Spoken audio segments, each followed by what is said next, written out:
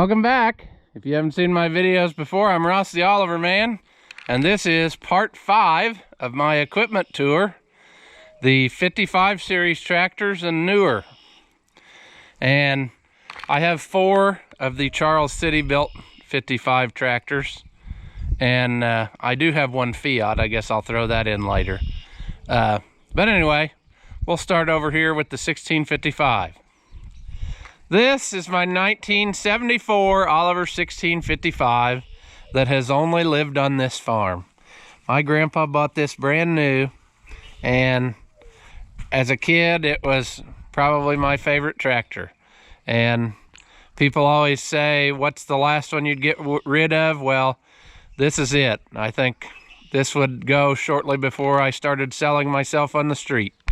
This tractor is going to stay here until they cart me out of here flat. So anyway, it is a gas 1655, and the story, of course, I told in the 50 series video about Grandpa running the 1650 diesel and got the hiccups, and he said he'd never own another diesel tractor. And so that was true. When he went to buy this, they had to hunt him up a gas one, and there were not that many gas ones available. He said that the salesman had told him that they weren't making them anymore, but I don't know that I believe that, because they made some 270 whites in gas variety. But anyway, this one actually, when I got the build card, shows that it was shipped to a dealer in Fort Wayne. So our dealer obviously got it from there.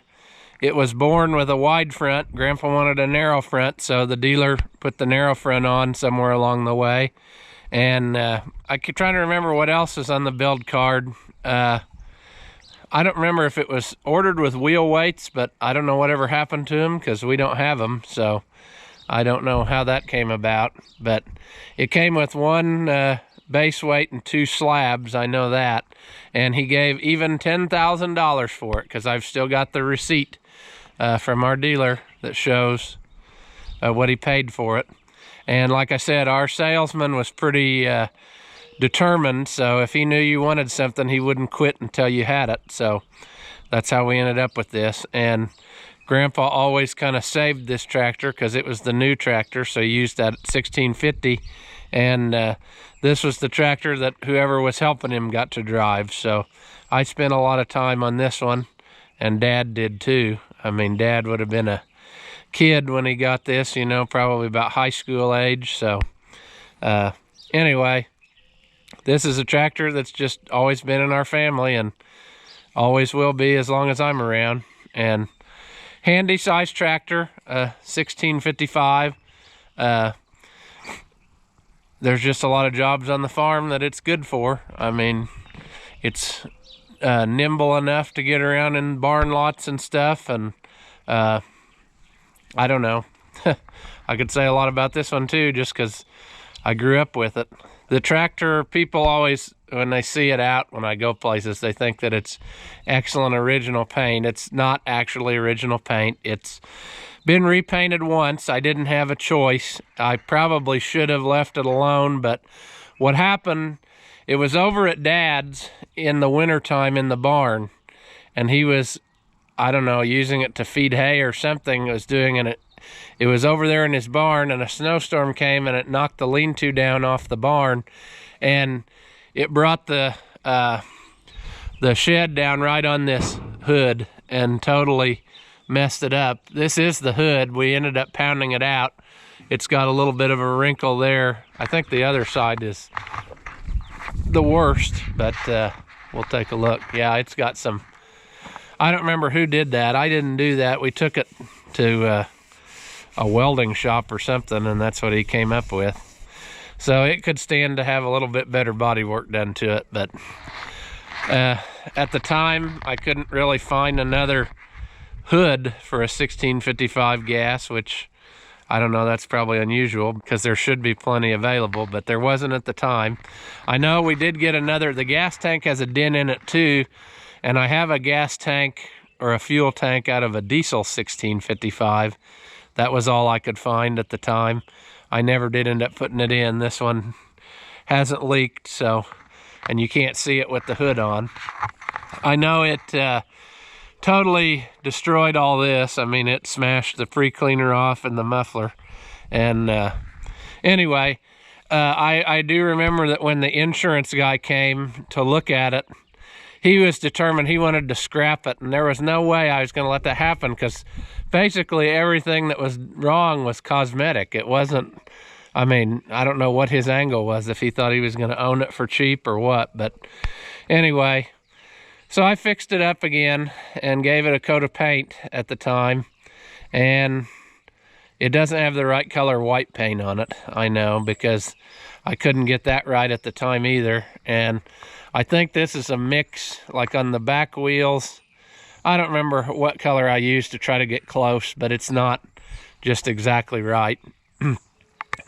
And I think these deals here have the AGCO rattle cans on them, the side flares there. But anyway, I've done just all kinds of things to this over the years, whatever it needed, you know. When I was a kid, the original distributor messed up, so they had a guy put in this Mallory distributor, and that really didn't help it very much for a long time. It was very finicky when you put points in it. They would run for a little bit and then they'd burn up and whatever, and I don't know how many sets of points they put in it, and finally got a set in, and like I said, they'd run for a while, and sometimes they'd start and it wouldn't run good and whatever.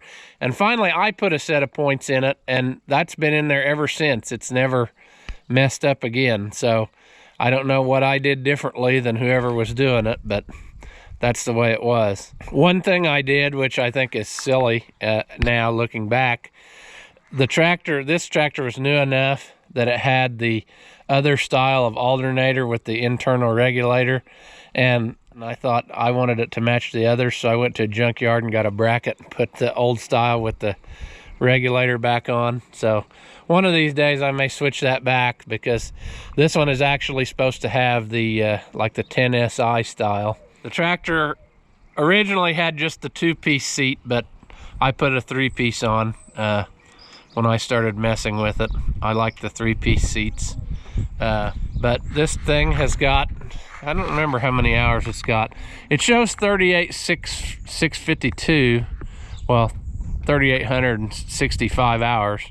But this does not work, and hasn't ever since this distributor got put in, because for some reason, this distributor does not have the drive piece in there that it needs.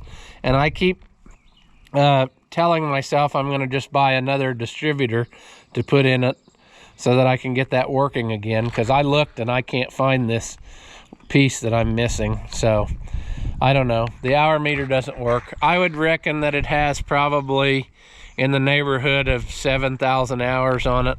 I mean, it's put a lot of hours in. It's been overhauled at least twice, I think, so it's getting up there. It's pretty straight tractor, but it does have its share of little battle scars, like the hood and stuff from when it got crunched. Of course, the corners were rotted out, and Grandpa had somebody weld new corners in it. That wasn't the greatest job, but I'm not in the habit, like I've said before, of taking stuff apart that doesn't need it until I have to. There's another weld job that guy did. So somebody asked in one of the, I guess it was a Facebook post of one of my pictures from years ago, why the Oliver mufflers lean back. Well, they're not supposed to, but when you once the manifold starts getting worn, this pipe up in here will get loose, and then the whole works will lean back. And a lot of people, including us at the time growing up, just left it that way. That's what ate up this hood here, was that muffler riding against it all the time. So when I started getting old enough to do things and mess with these, I took the manifolds off, and I had the pipe brazed into the manifold so that it won't move again, and that won't happen, because I can't stand to look at them that way with it lean back. That's not supposed to be that way, but I know you do see a lot of them that are that way. I could tell 100 stories about this just because, like I said, it's always been here. It's basically just an updated version of the 1650. They added the little flares around the engine there, and then, you know, updated grill with headlights in it, and the hydraulic shift, of course. In this one, you could get it with the hydro power, or you could get it with a straight shaft, but I've never really seen one. You usually almost always see it with the hydraulic shift in the 55 series. I know one time, a story I just thought of, the tractor was over at Dad's. It was in the field hooked to a disc. We had, growing up, a 13-foot Dunham disc, which Grandpa bought new from somewhere, and I don't have a lot of love for that disc either, because you could make 100 passes with it and not even do as good a job as one pass with the Oliver disc. But anyway, it was hooked there, and I don't know if we quit for lunch or whatever, but left, and the tractor was sitting there shut off and hooked to this disc. And Dad and Grandpa always left them parked in gear. I try not to do that, but it was sitting there parked in gear. And the neighbor called, and he said, "I just shut your tractor off." And we said, "What are you talking about?" And he said, "Well," he said, "I was worried somebody was hurt," because he said, "I looked out there and the tractor was driving itself in a big circle with this disc real slow." So something, I don't remember what shorted out, but a couple wires shorted out and started the tractor up in low gear, and it was disking in a circle really slow, just kind of at an idle, you know. And so anyway, that was something odd that happened to it, I guess. This is the tractor that was in that picture from my birthday when I was a kid, because I wanted to drive a tractor to impress all of my party guests, you see. And so, like I said, this is probably the last one I would ever get rid of. You know, it wouldn't go without a fight, I'll tell you that. But anyway, 1974 1655 gas. Next in our lineup, we have this 1971 1755, one of the newer additions to my collection, as it has been my goal to at least have the entire Charles City built 55 series. So last year, I believe it was just before YouTube. It was probably in about this time of year. I bought this on a consignment auction off of the internet, and we went down and got it. Dad bought a disc bind, and I bought this tractor that didn't run and had a cab on it. You've seen this in multiple videos. This tractor basically started with me at the same time I started YouTube, so it got featured a lot at the beginning. And I haven't really done a whole lot with it compared to some of the other things. You know, I did plant the double crop soybeans with it last year. That was the first real field work that it did, but so far I've been very impressed with it. I think it's been very well taken care of in its life. You can see that it's early enough that it has the dual fuel filter set up there, cab type filters, and it has the old style alternator with the bracket. What to say? I don't know. It has 2961 hours, and I believe that's probably original because of how good a shape it's in. You know, this is the original paint. I just waxed it up. It's dirty right now, but so it's you can see how shiny it is. You can see my reflection in it. I touched up and repainted the white pieces and put new stickers on here. These are original decals. So it just is a nice original tractor. I've tried to just do minimal things to it without, you know, ruining the originalness of it, but I took it out of that cab, which was hideous, and put these fenders on off of the 1955, which we'll see here in a minute. And this is another example. I don't think I painted, this is original paint here. I just waxed it up. I did touch up some places on these fenders, but largely they are original paint too, and match pretty close. See, there's original paint. But this is a nice tractor. It was totally complete. Had original top link with it, which is usually always robbed off. It's still muddy from that getting stuck video the other day, so I'm gonna have to wash it up. When I got it, it had a mix match of hydraulic couplers, so I put all new 8250 Pioneers on it, and I got another one of these original brackets to put on here. So I need to do that, and it looks like I need to make some new hoses here because they don't look like they have a long way to go. Oh, this tractor has a float valve on it, as you can see. Somebody was asking about float valves. I was thinking that it had been added later, but this one might be, I still think it was added later because it's a different color, but they did put it in the right position. I didn't realize that till just the other day, that the float valve won't work as a float valve unless it's on the first position closest to the tractor. It'll still work as a regular remote valve, but anyway, I played with that a little bit and I never really got it to float, so I don't know if something's out of whack or what. I'm gonna have to mess with that some more and see. But thinking about it, I really wonder if this tractor didn't come from the same place as that disc bind that my dad bought, and that maybe that's why it has the float valve put on it. But anyway, it's very original. It's got the original seat in it still with the pattern in it. You can see, I've seen guys argue about, you know, what style seats they had. Well, this is it. They had those ridges in them, and so if you go to put a seat on and you put a smooth one on, yeah, they're cheaper, but that's not quite what they had. They had, like what I have on the 1655 and the 1855, the pattern seat. Probably the worst thing on these tractors is the back wheels. I'm gonna have to give them some attention. It's obvious they got fluid in them, and I was on the borderline about whether or not I should repaint them, but yeah, the paint's getting pretty rough. I may try to get this brought around. That might sand out of there, but I think I'm gonna have to just repaint the back rims. It still has the plating on the spacer blocks here, so that tells you what kind of shape it's been kept in. It's been obviously kept inside. It had all the battery box lid and everything, which is something that's usually missing. It needs a few little things here and there that I haven't got to yet. I noticed over winter it's going to need a fuel shutoff cable because it froze up over winter. It won't move at all now. It was kind of stiff last year, but it won't move at all. So when you get off, you have to shut it off by hand. I put a new muffler on it right away when I got it because, again, I don't like looking at mangled up mufflers. I think that just makes your stuff look 10 times worse if your muffler's destroyed and bent and crooked. So I ordered that.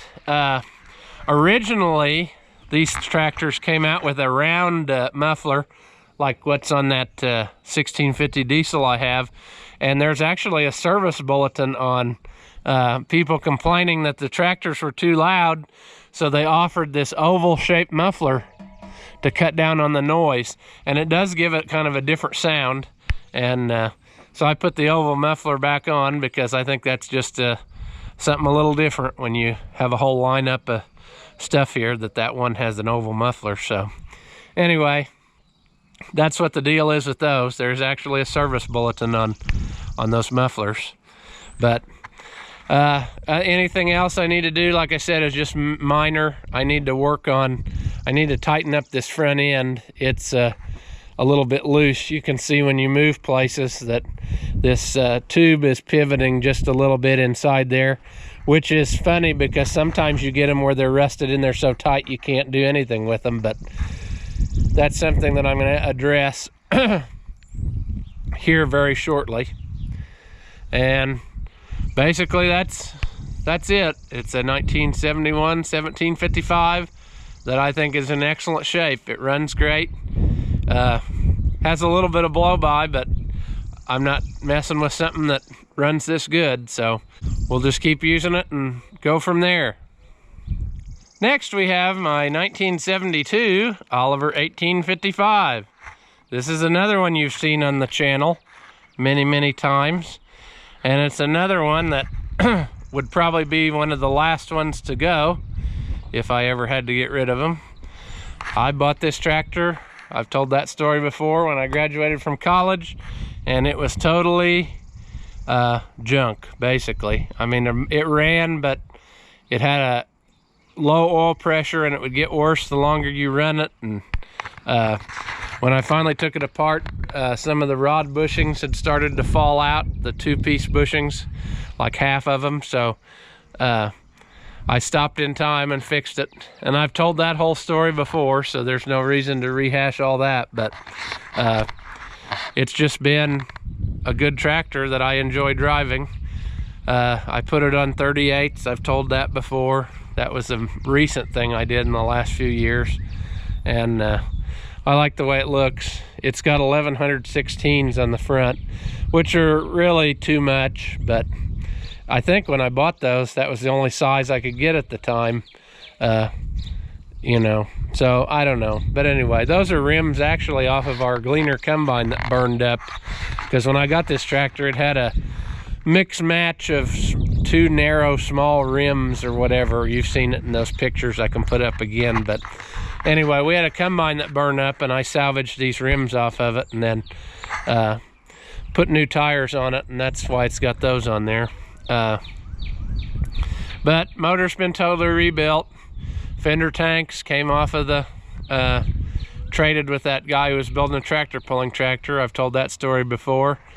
I don't know, just been I wanted an Oliver that was about 100 horsepower with a turbo, and so this was the first one I was able to get, and I've had my hand on about every piece of it. So I've done a lot of the stuff on YouTube. You've seen, you know, we put the Power Beyond on, which turned into a whole nightmare, and talked about those steps I put on. But it's been a good tractor, and I'm sure we'll see it many more episodes of the Oliver Man channel here. So 1972 Oliver 1855. Last here in the line, we have a 1973 Oliver 1955. You've seen this before. One of these days, I keep saying that, I've said that for 3 or 4 years now, I'm going to take it apart and get started on it. But I've told the story on this one too. I tried to buy it for I don't know how many years from a guy who had it sitting. I saw it at a repair shop in the weeds, and I tried to buy it, and he didn't want to sell it, and then several years ago he finally said okay. So drug it home, and quite honestly, it should probably just be a parts tractor, but that's not how I roll. I'm gonna take it apart and go through it and bring it back to life.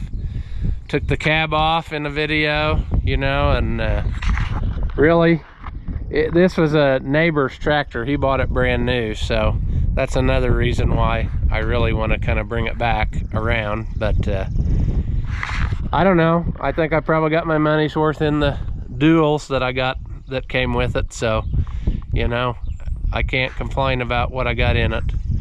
We'll see how bad it is. I'm sure it's very bad, because like I said, when I went over there to look at it and pulled the dipstick out, antifreeze started gushing out at me, and it just kept flowing for what seemed like forever. So it sat quite full of water for way too long.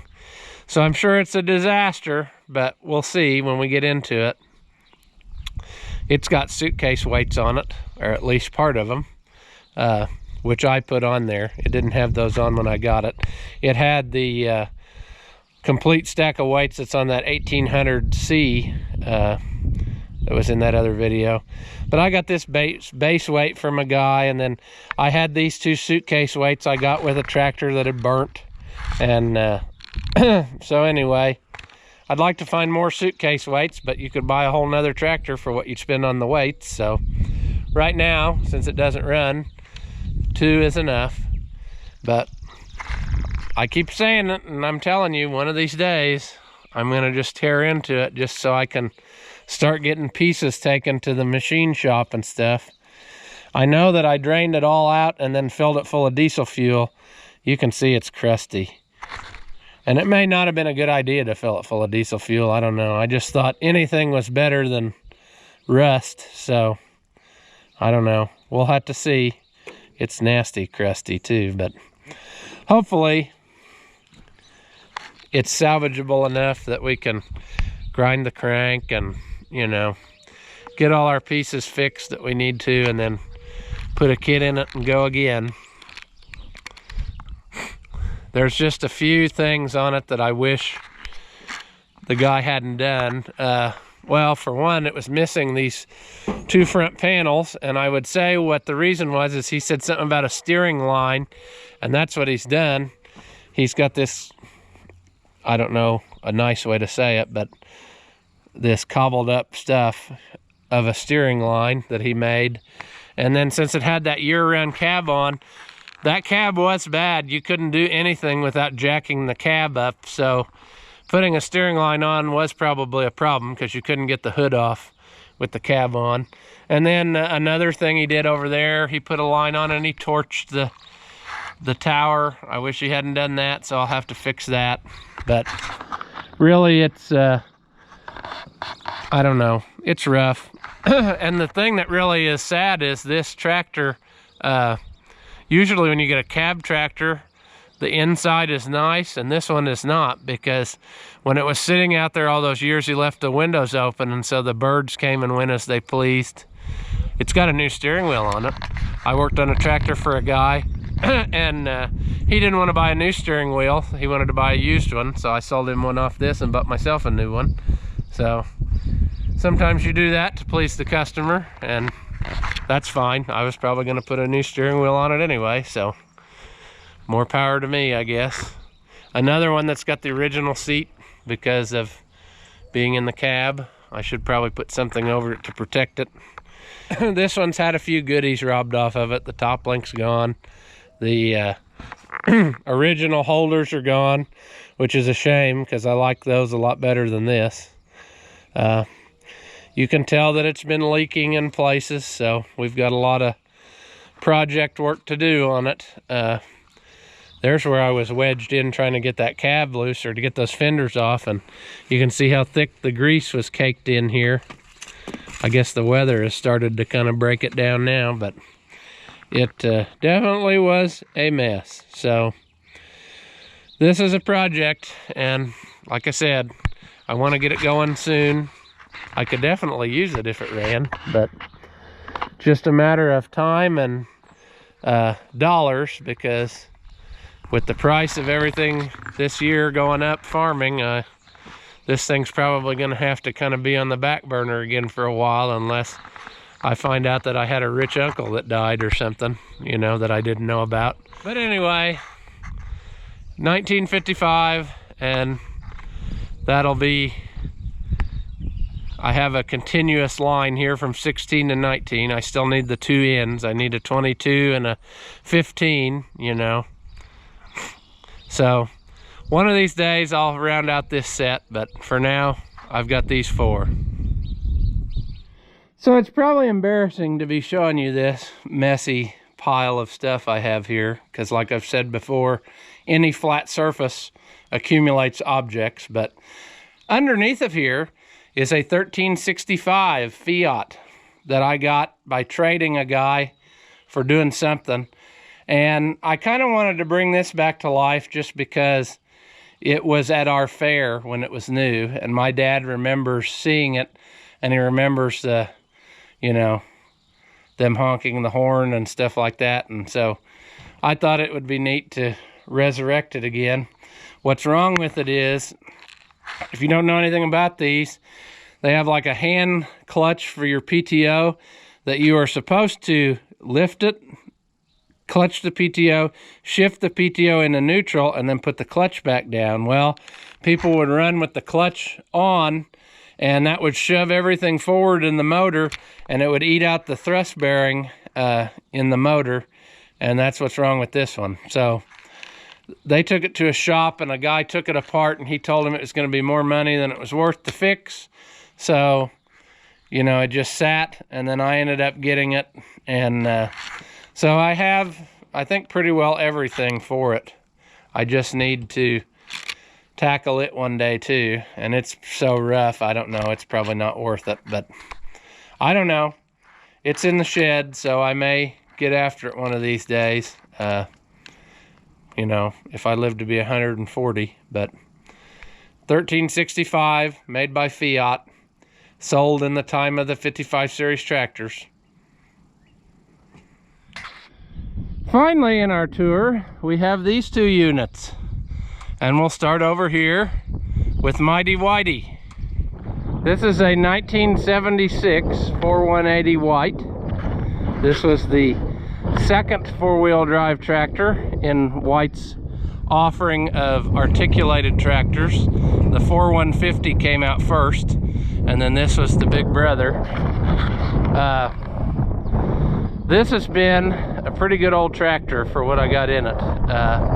It came from an auction just down the road, and I had looked at it. The guy had it for sale, I don't know, several months ahead of time. He had traded and acquired it. The guy was an auctioneer, and then he has a consignment sale once a year. And he priced it to me, and I thought it was too much, so I passed on it, and I let it go to the auction. When auction time come around, a second 4180 appeared at the auction. The other one had 18 438s on it with duals, and it had fuel fenders on it. And this one did not. I'll put pictures in how it looked when I got it. It had no fenders on it, and it really was kind of plain looking. It wasn't that impressive. The other one looked like it was in better shape, but when it was sitting at the auction, the other one had made a mess on the ground. It was leaking all kinds of stuff. And so it just so happened that the other one sold first, and I bid a few times, and then I guess the owner started bidding back on it again, and they ran it up to like 6,000 or 7,000, and I passed on that one. And then this one came along, and they couldn't hardly get a bid on it. And since I knew he was over it and he wanted to move it, I got it fairly reasonably. So I brought it and drove it home, and kind of made it into what you see here. It had a muffler on the outside, huge oval looking thing, and I took that off and put a straight pipe on it. It's got a homemade, probably not really a muffler, like a diverter box under the hood to run both pipes into one and then come up through the hood. So it's basically a straight pipe. And it had these Goodyear Dynatorques all around, and a couple years ago, one of them went flat when I was on my last field in the springtime, so I limped it home, and with the tire flapping and, you know, juice squirting and all that. But I thought if I don't get it home, it's going to be a lot more difficult to work on, so I just went slow, and I got it home, put a brand new Firestone on it, and then, I don't know, a year or so ago, I put the other one on the back, so I at least had one pair that matches. I'd like to do the front pair too, but my gosh, these tires are like $1,700 a piece, and I think they basically make them when I want one, because they never really show that many on hand until I ask. So I bought them one at a time, but it's really better, I think, to do it in pairs. And I really like these Firestones. When I looked to find this size tire, because these are 23.134s, which is kind of an oddball size now, and it was like $100 difference between the Chinesium tire and the Firestone, and that's a no-brainer. I'd much rather have the Firestone anyway, so I'm happy with these tires. I just hope I can get the other two put on it, although I'll have more in tires than I gave for the whole tractor, but so be it. 3208 Caterpillar, same motor that was in the 2255, same motor that was in a lot of the articulated whites. And I tell you what, it's got power when you keep it screaming, but if you let the RPMs drop, it'll fall on its face. But like I said, as long as you keep it running fast, it's good. It's probably the best starting diesel motor I've ever had in the cold. If it'll spin over, it'll start. I mean, no ether, nothing. The thing just runs excellent. Like I said, it fires right up and goes. It's got a few little things here and there that I still need to make a little bit better. I put the chrome shields on it. I think that makes it look a little bit better. Put the chrome stack on, but it got so hot almost instantly that it turned blue, so that's the way it's going to be forever.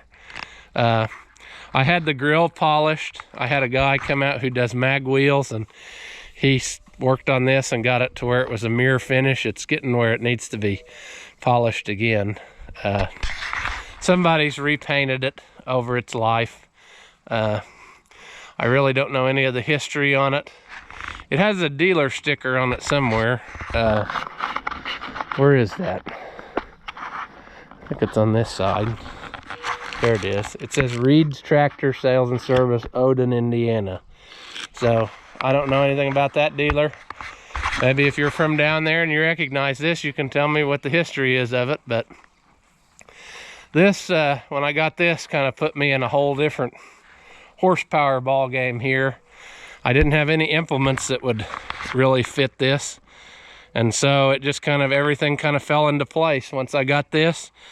Just a few months later, my neighbor had a 272 disc, and he said he was going to sell it. And so I got it for just basically a song. I mean, it had a lot of issues that needed bearings replaced and stuff, but I ended up selling a 252 disc and made almost enough to at least buy the other disc. I spent probably, I don't know, a couple $1,000 fixing that other one up, but anyway, it was worth it. It cuts down the time by 1/3.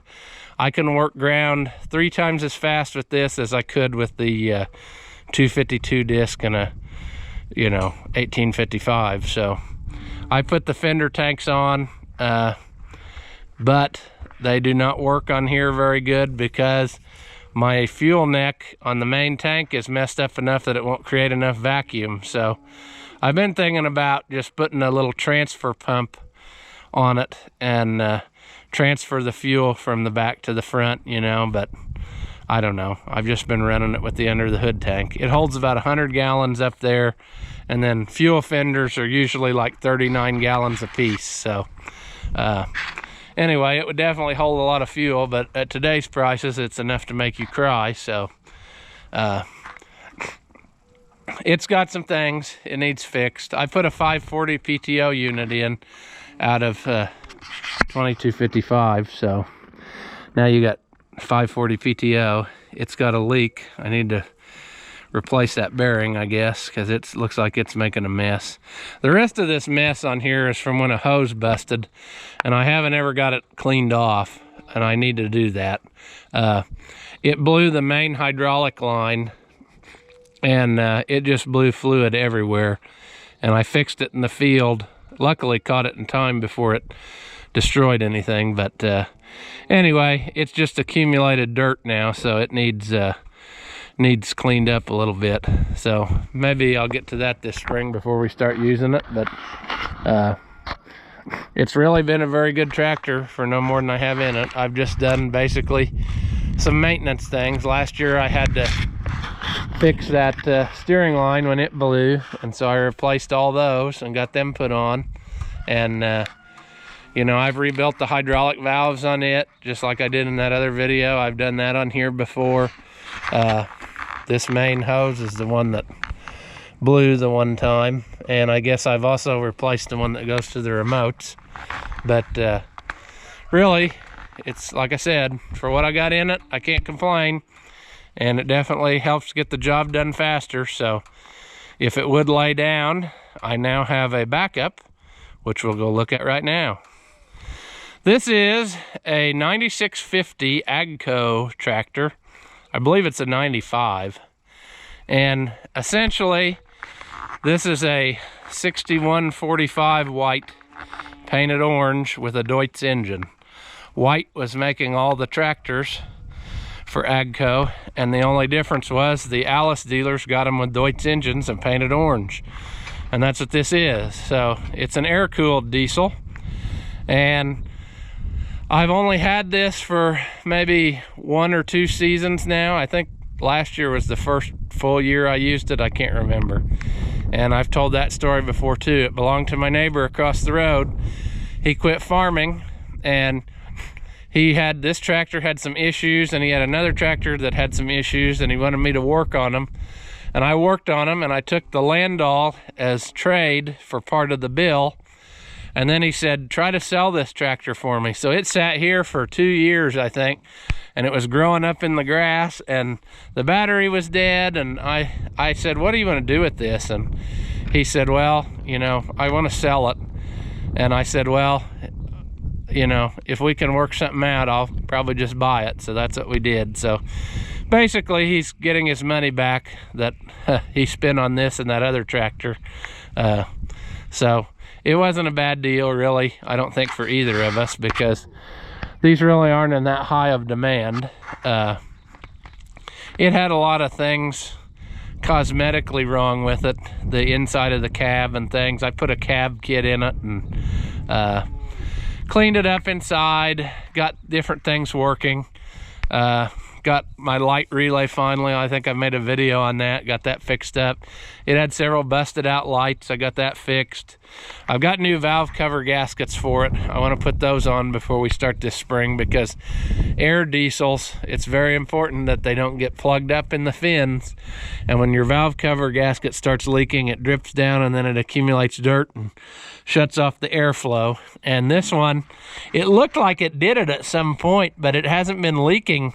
When I've been using it, I've been watching it. I cleaned it off a little bit, and I haven't ever seen it leak again. But I think for peace of mind, I'm going to just go ahead and replace the valve cover gaskets and get this cleaned up really good, because that is the one demise of an air diesel. If you don't keep them clean, that's the end of that. I mean, I always wondered, before I owned it, I had always wanted to take this out in the field and try it, just to see if I could notice any difference in air diesel versus, you know, Cummins diesel or whatever. And it runs just as good. There's really nothing different. You use your engine temperature is determined by oil temperature, so that's the gauge you have in there is oil temperature, and consequently oil is also what runs your cab heat. So you have a hose that goes up there to the top of the cab, and it just circulates oil. So this thing holds a tremendous amount of oil because of that heater. And really, that's what saved this. When I got it over here to work on it, he said it had an oil leak. Well, it had a pretty severe oil leak, and it was over, I think, on this oil cooler. We did several of these at the shop. That was a common thing. This whole oil filter housing bolts on there, and it would start to leak. And anyway, it was just pouring out of there. And what saved it was, I think, all of the oil from the cab kept draining down and refilling. And it was down to where I think I drained a quart out of it when I got it over here. So that's how bad it was leaking. So it wouldn't have had much longer if, you know, if he hadn't had somebody look at it. So I definitely saved it. I need to get a new exhaust pipe bin up. It has a bad hole in it, and I know when he brought it to us in the shop, he didn't want to fix it. And at that time, I just welded some metal over it just to keep it from blowing down here and melting all this. And anyway, that's something I just haven't had time to do yet, is find somebody who can bend me that size pipe, because it's actually a piece of pipe with another piece of metal welded over top of it. So I need to go and have this done. And so you got a 90 and a 45, and I don't know, but I put some big muffler clamps or exhaust bands over it to stop the leaks, and that's good enough for now. So one of these days I'll mess with that and get that fixed the way it's supposed to be. This is basically the same rear end as a 2155, 2135 white, I believe, except they put the Funk power shift transmission in it. This is another one. It's still dirty from when I got it. I've never cleaned it up yet, and I need to do that because it had a lot of dirt and stuff piled on it. But you can tell looking at it, it's definitely a white rear end. You know, there's our you know, draft control linkage, just like on the 55 series tractors. And there's your line, your pressure line that goes in there, and your line that goes off to the remotes. So it definitely, you can tell it belongs in the family. I put the duals back on when I got it. They were laying in the weeds, and one was actually at a different farm, and he and I went and got it. And I believe I had to dismount them and put new tubes in at least one. And so that's kind of nice. It pulls good with the duals on it. It like I said, it's still got things that I need to sort out on it, but I haven't owned it really that long, and I wasn't going to spend money on it when it didn't belong to me, so I still need to mess with some of that stuff, but it's working pretty good for now, so we're going to just roll with it until I have time to really majorly tear into it. So, but so far it's been a good tractor. I like the power shift. I didn't know how that would be, but it is handy.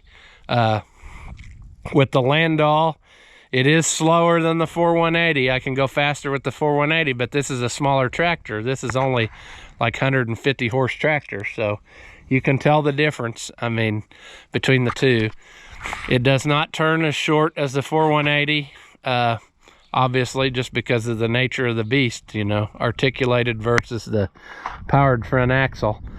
But really, for what I got in this one too, I can't complain. It's good to have a backup that can pull the tools. I had it hooked to the 272 disc to finish last year when it blew the steering line on that white, and it pulled the 272 disc just fine, maybe just a little bit slower, so it'll do it, and that's what I wanted it for, was to have a backup. So there you go, a 9650 AGCO Allis tractor. Several people have asked about my old brown car. So since it is right in the vintage of the 55 series, I figure I might as well talk about it now. This is a 1972 Ford Galaxie 500 two-door. And this is identical to the car that my grandpa had when I was a kid. And I can put some pictures in, a picture of the car that he had when it was brand new. And he had it for, I think, 19 years. He traded it off when I was a kid, and it was in rough shape, the body especially. It seems like the 1970s vintage cars, they just, I don't know, got ate up with rust or whatever. But our original brown car, you could see through the trunk, and we had a rod that we used to open the doors, and the body was just very rough, but the old car would run. Man, if you'd hammer on it, it'd lay you back in the seat. And this one's the same way. But anyway, I wish that I could find the original one back, but I'm sure it's long been crushed up and made into a dirt car, track race car or whatever. I think that's what the dealer said that somebody was wanting it for when he traded it in. But anyway, usually Grandpa had four-door cars throughout his life. He's only owned 4 cars in his life. A 54 Ford four-door. He had a 1965 Galaxie four-door. He had this 1972 Galaxie two-door. And then he had a, which I still have, a 91 Ford LTD, which is the last one that he had. And the way he got the two-door car, they ordered this car from the dealer in this special new metallic brown paint, which is, I think the factory calls it medium ginger bronze metallic, but it actually is more of like a copper color, metallic color. This one is needing paint, and I'm hoping to get it in at the local auto body shop at the high school, and they can really make them look nice. But anyway, so he ordered this car in that color, and I don't know, however long it was, the dealer called him up and said, well, your car came in, but there's a problem. It is not the right color. And Grandpa said, well, I will take it as long as it's any color but yellow, because only, how should I put this? A specific type of people drive yellow cars, or however you want to, you just insert whatever you think he actually said there. And so anyway, he goes in and the car is canary yellow, and he said, absolutely not, I will not take that car. And they had a loaded, like this one, with every option on it, air conditioning and the whole 9 yards, two-door, just like you see it here, sitting kind of off to the side because it was so expensive, nobody would, I guess nobody bought it or whatever. So they made him a deal and sold it to him for the same price as what he was going to get his other one. And that's how we ended up with it. And like I said, I've got a lot of memories riding in this car. And when I saw it on At that time it was Craigslist. Just messing around one day, I thought, I gotta buy this. It was down in Kentucky, and it is identical to the one we had. And I'd never run across one that was this close. So I thought it was kind of meant to be. And so I bought it. The tarp, or not the tarp, the top rather, was ripped off of it. So I put a new vinyl top on and just got it where it was drivable. I actually, for a while, had the same license plate on it that Grandpa had on his, because in Indiana, if you pay them some extra cash, you can put the same plate on as the year of the car. So I thought, I'm going to do this, and I'm just going to drive it for a while to get to enjoy it, and then eventually I'll get around to painting and restoring it more. But I wanted to get a little bit of enjoyment out of it before I took it all apart. So it's been sitting since last summer because the exhaust manifold broke off on one side. When I was driving down the road, I hit a patch of water, and I'm thinking maybe the temperature difference of that water hitting it caused it to break off, because it broke in a very unusual pattern. But anyway, so it's been sitting because when I got all but one bolt out, and it broke off down in the head, and it's right where you can't get to it with the cross member there. So I'm gonna have to either pull the motor or pull the head off the car, which is probably what I'll end up doing, so that I can put it on the table and work on it. It runs great and drives great. It only had, when I bought it, it had 74,000 miles on it, and I think I've got it up to like 90 now. So anyway, we went down in Kentucky and got it from a place that it was actually a nice place once we got there, but we were driving through some hills and hollers, and I didn't know where we were going to find this thing at. But anyway, bought the car, trailered it home, and I got it going and driving around. I know Grandpa and Grandma really enjoyed having this again. We drove it around, and they even got to drive it. I know there's a picture. If I can find it, I'll put it in here. They drove it home from the fair one time, because I ended up with more than one vehicle up there, and they needed something to take home, so I let them take this car, and that was kind of neat seeing them both back in the car again.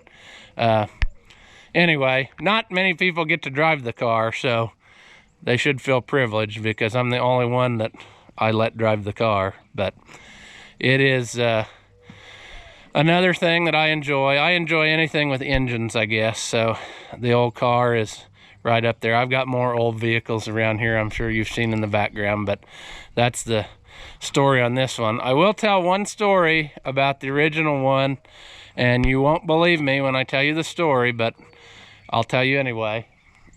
I heard this story many times growing up, and I heard it from Grandma, so I know that it's probably true.